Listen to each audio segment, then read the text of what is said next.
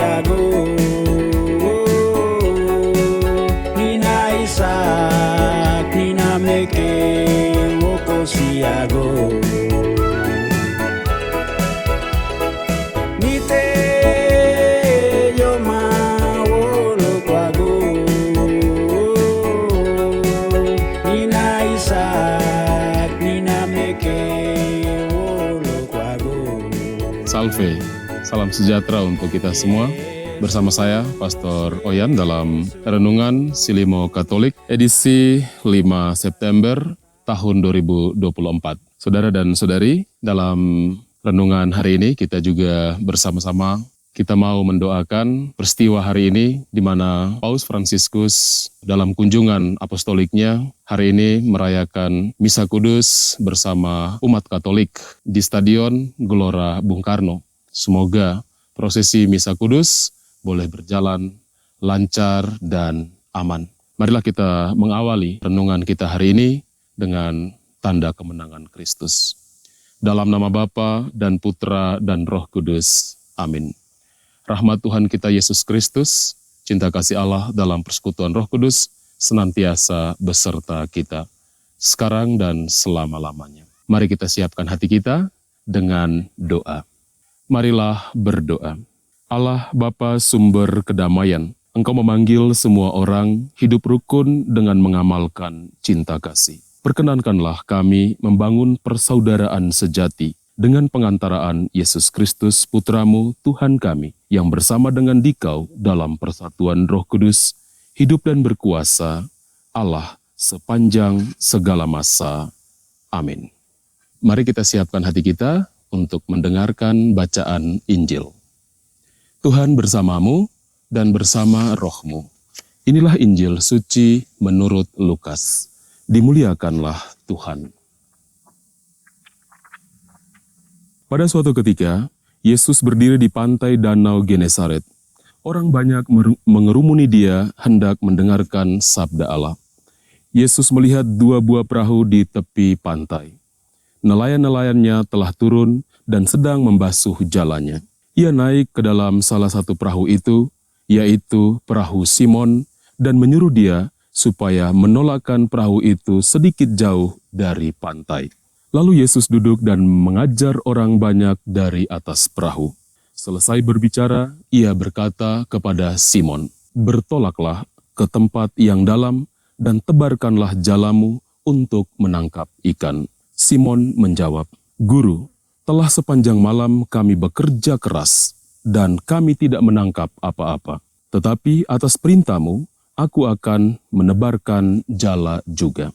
Dan setelah mereka melakukannya, mereka menangkap ikan dalam jumlah besar, sehingga jala mereka mulai koyak. Lalu mereka memberi isyarat kepada teman-temannya di perahu yang lain, supaya mereka datang membantu. Maka mereka itu datang, lalu mengisi kedua perahu itu dengan ikan hingga hampir tenggelam.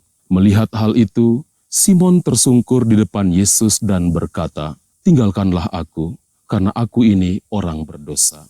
Sebab Simon dan teman-temannya takjub karena banyaknya ikan yang mereka tangkap. Demikian juga Yakobus dan Yohanes, anak-anak Zebedeus, yang menjadi teman Simon. Yesus lalu berkata kepada Simon, "Jangan takut, mulai sekarang engkau akan menjala manusia." Dan sesudah menghela perahu-perahunya ke darat, mereka lalu meninggalkan segala sesuatu dan mengikuti Yesus. Demikianlah sabda Tuhan. Terpujilah Kristus. Saudara dan saudari yang terkasih, tema renungan kita hari ini ialah selaraskanlah kehendakmu dengan kehendak Allah. Tema ini terinspirasi dari bacaan Injil yang baru saja kita dengarkan.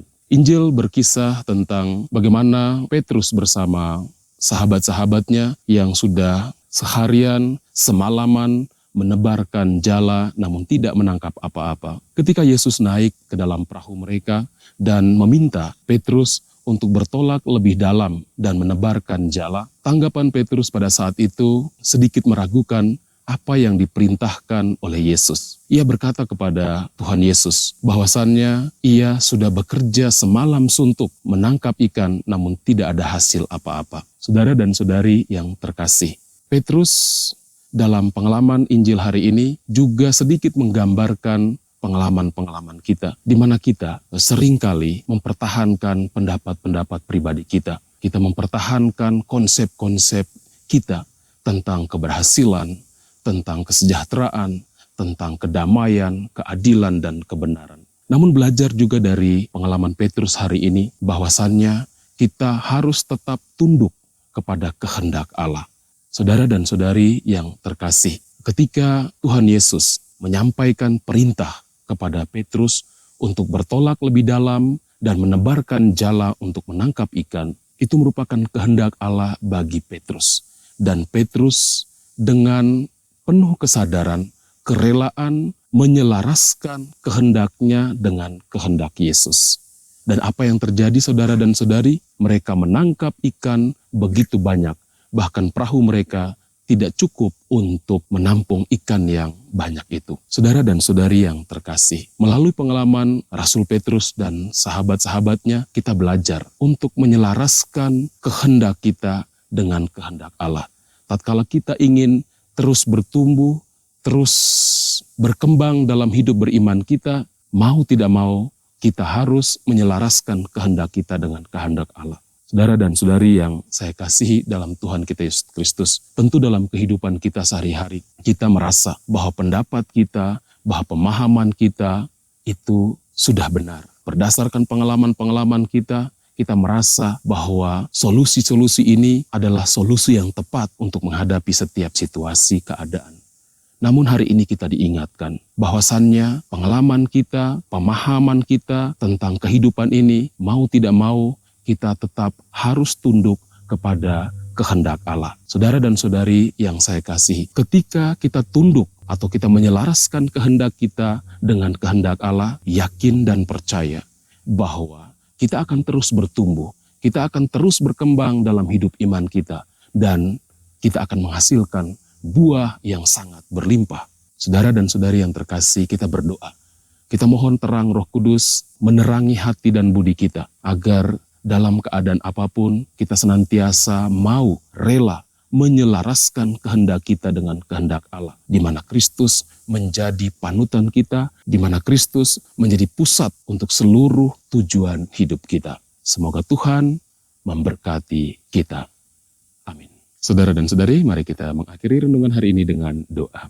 Allah Bapa yang Maha Kuasa, kami bersyukur kepadamu atas sabda ilahimu yang telah kami dengar dan kami renungkan. Semoga Engkau senantiasa menguatkan kami dengan daya Roh Kudus-Mu, sehingga membantu menolong kami untuk dari waktu ke waktu menyelaraskan kehendak kami dengan kehendak-Mu sendiri. Pada kesempatan ini juga Tuhan, kami mau mempersembahkan ke dalam tangan-Mu perayaan Ekaristi Kudus yang akan dirayakan oleh hamba-Mu, Paus kami Fransiskus, pada kesempatan hari ini di Stadion Gelora Bung Karno bersama umat-umat-Mu di negara kami. Semoga perayaan ini boleh berjalan dengan lancar, aman, dan damai. Semoga perayaan ini membantu kami umat di negara ini untuk terus bertumbuh, berkembang dalam iman yang benar kepada Engkau. Semoga dengan demikian Engkau senantiasa memperbaharui perutusan kami untuk mewartakan kerajaan-Mu kepada semua orang, agar terciptalah damai yang sejati dengan pengantaraan Kristus Tuhan kami. Amin. Marilah kita mohon berkat Tuhan. Tuhan bersamamu dan bersama roh-Mu. Semoga kita sekalian dalam seluruh aktivitas kita sepanjang hari ini selalu dan senantiasa dibimbing, dilindungi oleh berkat Allah yang Maha Kuasa, dalam nama Bapa dan Putra dan Roh Kudus. Amin. Saudara dan saudari, teruslah mewartakan kasih dan kebaikan Allah dengan hidupmu. Renungan kita telah selesai. Syukur kepada Allah.